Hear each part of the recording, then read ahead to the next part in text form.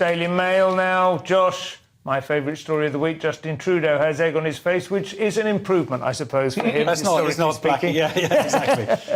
Leader of Canada's House of Commons apologises for honouring Nazi. This is a ridiculous situation that's occurred. So Zelensky went over to Canada, got this standing ovation, and the House Speaker also said, hey, we've got someone here who's 98 years old and fought in World War II, whatever.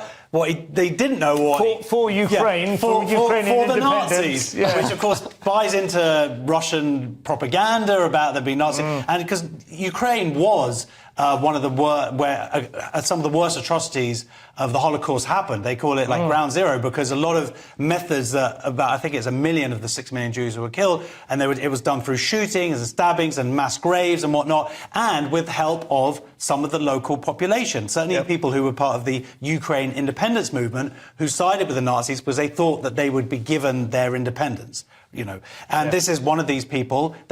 Canada's got some problem. They let in about 500 of these people from these units, and there's been some statues. So this is a historical issue. It's been going over the last 50, 60 years and stuff that people have been aware of this. But the fact that this whole thing happened and this guy was invited into their... Given a standing ovation in their parliament. Absolutely competent. And to be fair, he is, 98? 98, well... I mean, it is the last chance that this could happen. They have snatched defeat from the jaws of victory. Because serving Waffen-SS officers are pretty thin on the ground these days, I would think. You can get them if you really try, if you're Trudeau. And let's be fair to Trudeau. When he called the truckers Nazis, we thought he was a bad guy. It turns out he just meant they deserved a standing ovation.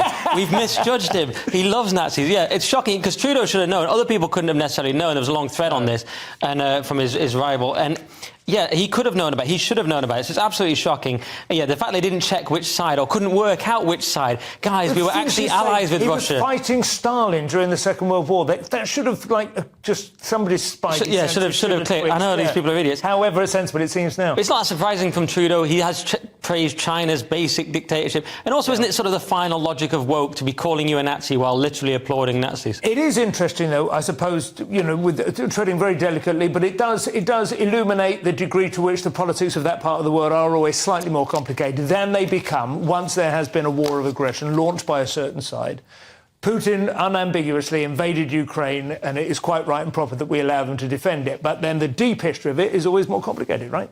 I mean, you just see that. You immediately understand that, and you understand that the Second World War was on that front was not between right and wrong. Yeah, well, it was two versions of wrong. They're so used to their year zero thinking. Probably the idea that we were once allies with Russia is very hard for them to comprehend. Yeah, of course we were. Don't you think? Yeah, absolutely. Well, anyway, it's been a learning opportunity for everyone, not least Justin.